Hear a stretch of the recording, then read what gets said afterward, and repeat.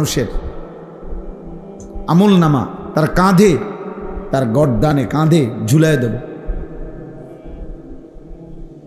ঝুলিয়ে দেব নিজের আমল নামা।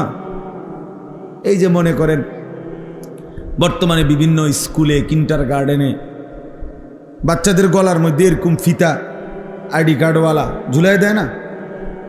তাহলে এটা দেখলেই হাতে নিলেই দেখা যায় বাচ্চা এটার নাম কি, ঠিকানা, এই যে কান্দে গলার মধ্যে ঝুলাই দেয়। তা আল্লাহ তাআলা বলেন তার আমল নামাও আমি এরকম ঝুলাই দেব, ঝুলিয়ে দেব। ইয়াউমা তুবলাস সারাইর, আল্লাহ তাআলা বলেন অন্তরের গভীরে যেই কথাগুলো ছিল সেগুলো হাসরের ময়দানে আমি খুলে দেব, খুলে দেব। পৃথিবীর কেউ জানে নাই, কিন্তু আজকে তোমার অন্তরের যে জল্পনা কল্পনা, একটা নারী দেখে, অশ্লীল দৃশ্য দেখে, রাস্তার বেহায়া বেপর্দা মেয়ে দেখে তুমি যা ভাবছিলা, হয়তো পৃথিবী তো কেউ শুনে নাই, জানে নাই। রব্বুল আলামিন বলে হাসরের ময়দান আমি তা খুলে দেব, তুমি দেখবা। ওয়াজাদু মা আমিলু হাদিরা, তোমরা যা করেছ আল্লাহ বলে সব তোমরা তোমাদের সামনে উপস্থিত দেখতে পাবে, লিখিত সব দেখতে পাবে, সব। আল্লাহ তাআলা, আমি আয়াতটা শুনাই আপনাকে।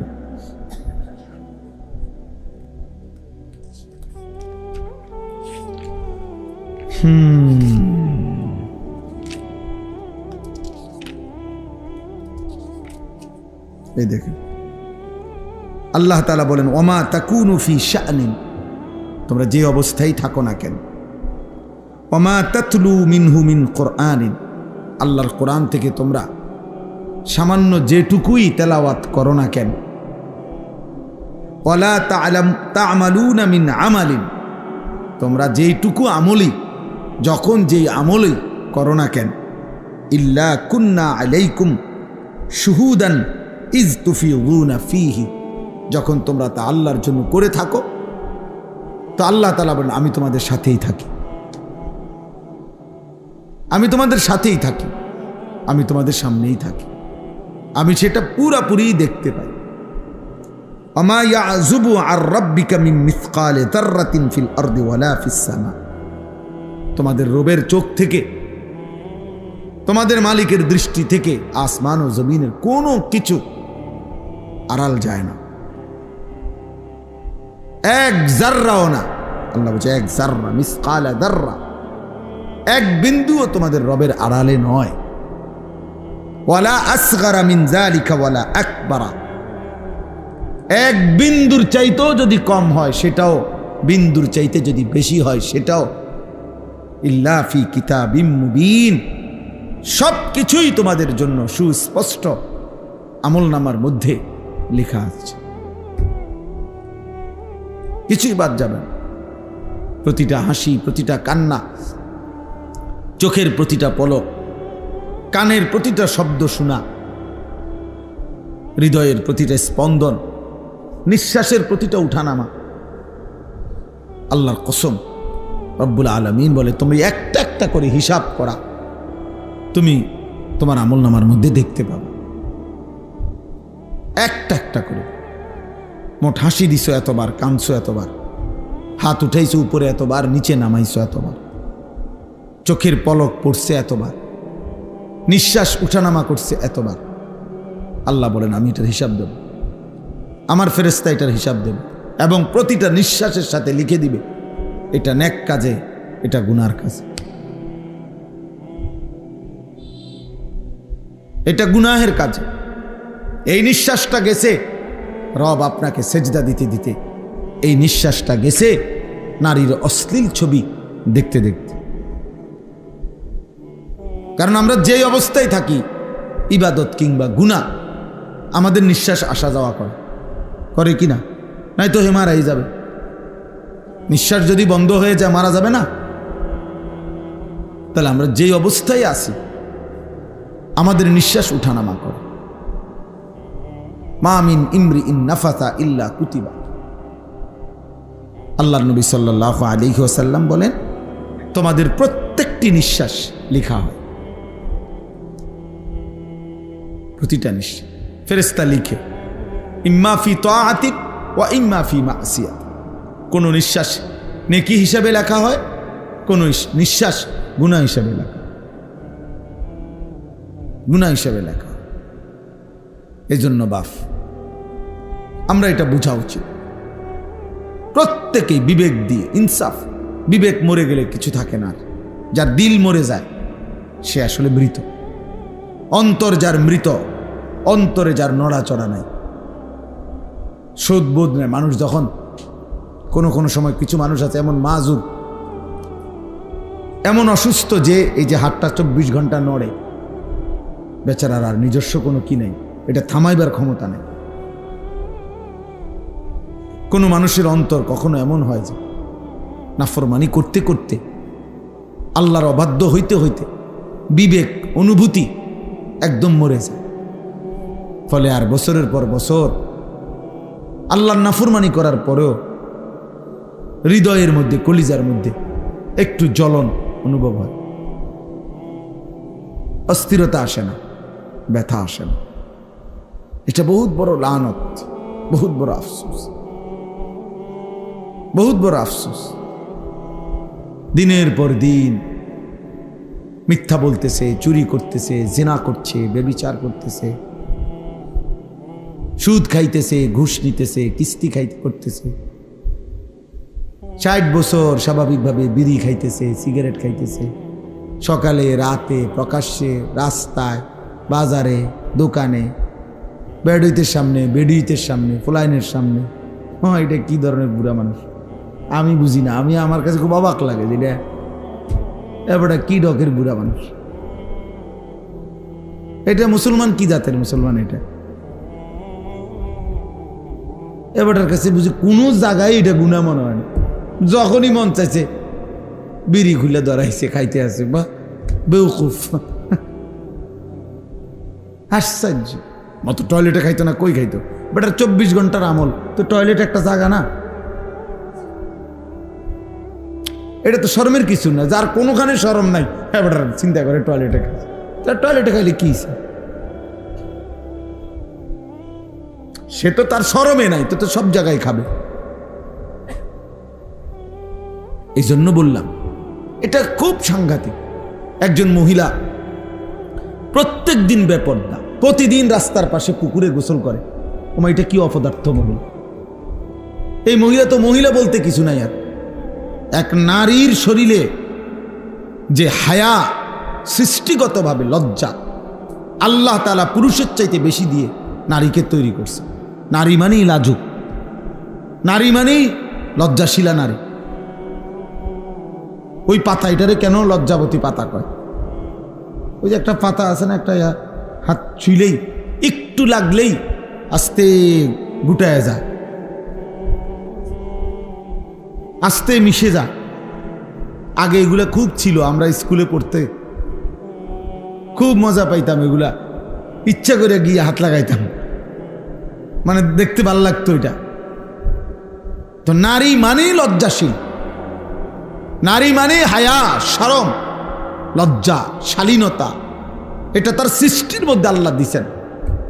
সেই নারী যখন বেপর্দা হয়, বেহায়া হয়, চরিত্রহীন হয়, তো এইটা বেশি দুর্গন্ধ ছড়ায়। এই জন্য আশ্চর্য হবেন, কোরআন কি বিজ্ঞচিত আল্লাহ তাআলা বলছে, পুরুষ এবং নারী যদি জিনা করে, ব্যভিচার করে, তো পুরুষ তো হায়া কম করতে পারে, কিন্তু নারীর শরীরে লজ্জা, হায়া তো আল্লাহ তাআলা অত্যধিক মাত্রায় দিছিলেন। যে নারী সেই লজ্জার বাঁধন ছিঁড়ে ফেলছে, হায়াত ছুটায় ফেলছে, ও পুরুষের চাইতে নিকৃষ্ট। এই জন্য আল্লাহ তাআলা কোরআনে ব্যভিচারী নারী পুরুষের শাস্তির কথা বলতে গিয়ে প্রথম নারীর কথা উল্লেখ করছে, আয-যানিয়াতু ওয়াজ-যানি। বুঝাইতে চাইছে যে পুরুষের দ্বারা হইল, এই নারীর দ্বারা তো এটা হওয়ার কথা না, এক নারীর দ্বারা তো এটা হওয়ার কথা না, এক মহিলার দ্বারা, এক মেয়ের দ্বারা তো এটা হওয়ার কথা না। কিন্তু সেই অসভ্য মেয়ে নারী যখন নিজের স্বাভাবিক সৃষ্টিগত জন্মগত লজ্জাটাকেই যখন শেষ করে ফেলছে, ও কতটা নিকৃষ্ট। এই জন্য কোরআনে আছে, ইয়া নিসা আন-নাবিয়্যি মান ইয়াতি মিনকুন্না বিফাহিশাতিন মুবায়্যিনা ইউদাআফ লাহাল আযাবু দি'ফাইন ওয়া কানা যালিকা আলাল্লাহি ইয়াসীরা। ভয়ঙ্কর কথা এটা, কোরআন শরীফের আয়াত। আল্লাহ বলছে, হে নবীর স্ত্রীগণ, নবীজির বিবিদেরকে বলছে, যারা উম্মতের সর্বশ্রেষ্ঠ নারী। রাসূলুল্লাহ সাল্লাল্লাহু আলাইহি সাল্লামের স্ত্রীদের চাইতে এই উম্মতের নারীদের মধ্যে শ্রেষ্ঠ সম্মানিত নারী আর কে? সেই শ্রেষ্ঠ নারী ওনারা, উনাদেরকে পর্যন্ত আল্লাহ বলছে সাবধান, কোন ইমানদার নারী যদি বেহায়াপনা পর করে, ফাহিশা অর্থ হল অশ্লীলতা, বেপরদিগি, বেহায়াপনা, জিনা ব্যভিচারের পুরুষ পরিবেশ, পর পুরুষের সাথে একাকিত্ব, পরকিয়া, বিবাহ বহির্ভূত প্রেম, হারাম সম্পর্ক, এরকম যেই কোনো অশ্লীলতা, আল্লাহ বলছে তোমাদের নারীদের কারো ইমানদার দ্বারা হয়, যদি ইমানদার নারী, তো মনে রাখবা আমি আল্লাহ তাআলা পরিষ্কার বললাম, তার প্রত্যেকটা পাপের কারণে আমি তাকে দ্বিগুণ শাস্তি দেব, দ্বিগুণ। ইউদাআফ লাহাল আযাবু দি'ফাইন, ডাবল শাস্তি। কেন? যে তোমার দ্বারা এটা হওয়ার কথা না, তুমি না নারী, তুমি না মেয়ে, তোমার মধ্যে তো সৃষ্টিগতভাবে আমি আল্লাহ লজ্জা বেশি দিছিলাম, হায়া বেশি দিছিলাম, সেটা তুমি ভেঙে ফেললা কেমনে? সেটা তুমি নষ্ট করে ফেললা কেমনে? বলেন, ওয়াকানা যালিকা আলাল্লাহি ইয়াসীরা। আল্লাহ বলেন, যদি কেউ প্রশ্ন করে, নবীর বিবিদেরকে পর্যন্ত বলতেছেন আল্লাহ আপনি, আল্লাহ বলছে হ্যাঁ, এটা আমি আল্লাহর জন্য সহজ, আমার কাছে দিন বড়, আমার কাছে আল্লাহর বিধান বড়, আল্লাহর বিধান বড়। সে নবীর বিবি হোক, অপরাধ অন্যায় করলে আমি তাকেও দ্বিগুণ শাস্তি দেব। কোরআন শরীফে আছে মিয়া, আমাদের নবীজিকে আল্লাহ কি বলছে? নবীকে সাল্লাল্লাহু আলাইহি ওয়াসাল্লাম, নবীজিকে ডাইরেক্ট আল্লাহ বলছে বন্ধু, ওয়ালাউ তাকাওয়ালা আলাইনা বা'দাল আকাবিল লাআখাযনা মিনহু বিল ইয়ামিন সুম্মা লাকাতা'না মিনহুল ওয়াতিন। তোমরা ছেলেরাও শোনো মিয়া, আল্লাহ বলে আমাদের নবীকে বলছে, মাহবুব তিনি, হাবিব, কলিজার টুকরা, আল্লাহ পাকের এর চাইতে প্রিয়জন আর কেউ হইতে পারে? কথা বলেন না। সবচেয়ে প্রিয় আপন কলিজার টুকরা, সেই বন্ধুকে আল্লাহ বলছে, বন্ধু আপনি যদি আমার নামে একটা কথা বানাইয়া বলেন, বানোয়াটি কোনো কথা, আমি বলি নাই এমন কথা, যদি আমি আল্লাহর নামে বলেন, আমি প্রথমত আপনার ডান হাত, এই ডান হাত লাআখাযনা মিনহু বিল ইয়ামিন, আপনার ডান হাত টেনে ধরবো। কারো যদি আপনি হাত টান দেয় তো মাথাও টাইনা চলে আসবে, মাথা নিচের দিকে আসবে না? তা আল্লাহ বলেন এরপরে আপনার গর্দানটা আপনার শরীর থেকে একটা কোপ দিয়ে আলাদা করে ফেলুন। কোরআন শরীফের আয়াত। কাকে বলছে? জি জি জি, বুঝছেন বাংলা কথা? ওয়ালাউ তাকাওয়ালা আলাইনা বা'দাল আকাবিল লাআখাযনা মিনহু বিল ইয়ামিন সুম্মা লাকাতা'না মিনহুল ওয়াতিন। গর্দানের রগটা ছিঁড়ে ফেলবো, এটার অর্থ এটাই, যেই রগ ছিঁড়ে গেলে আপনি মরে যাবেন, এমন রগটা আমি আল্লাহ ছিঁড়ে ফেলবো। একটা কথা উলট পালট বলবেন না, একটা শব্দ বাড়িয়ে বলবেন না। ওয়ালা তাজআল মা'আল্লাহি ইলাহান আখারা ফাতুলকা ফি জাহান্নামা মালুমান মাদহুরা। নবীজিকে সরাসরি আল্লাহ বলেন, বন্ধু আপনি আমি আল্লাহর সাথে কাউকে ডাকবেন না, কাউকে মিলাবেন না, আমি আল্লাহর সাথে এক বিন্দু শিরিক করবেন না।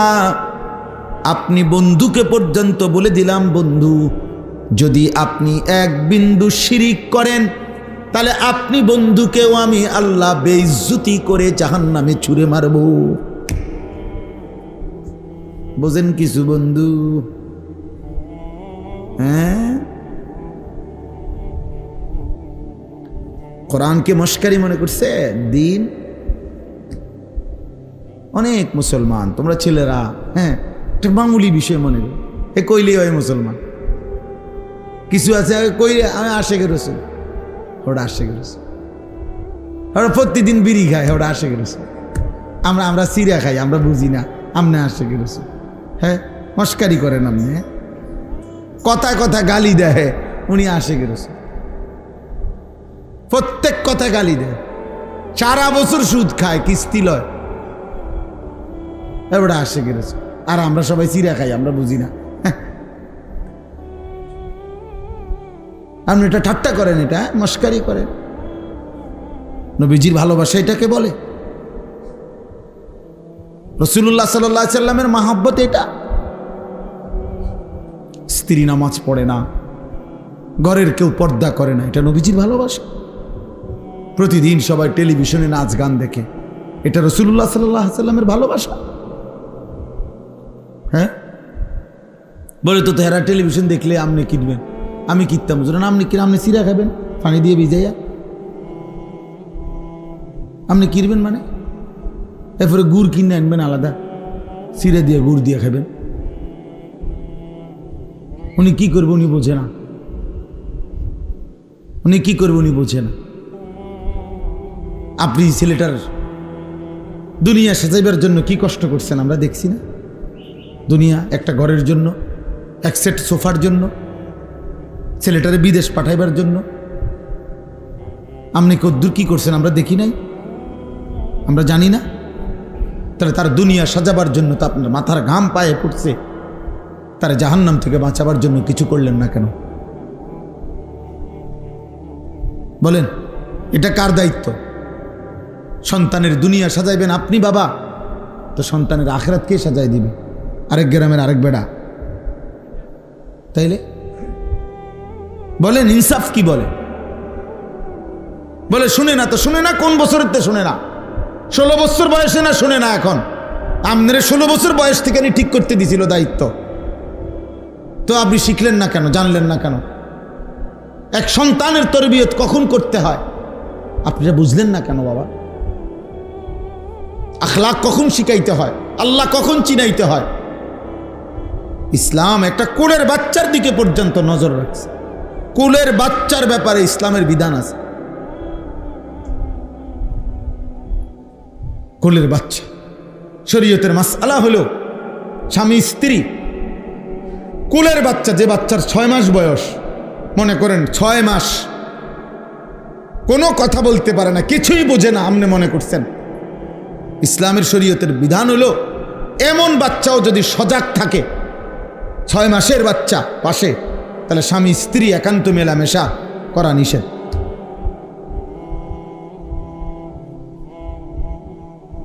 ছয় মাসের বাচ্চা হোক সে, কারণ তার নজর আছে, তো এই নজরের উপরে প্রভাব বিস্তার করে। একদিন আপনি কি মনে করেন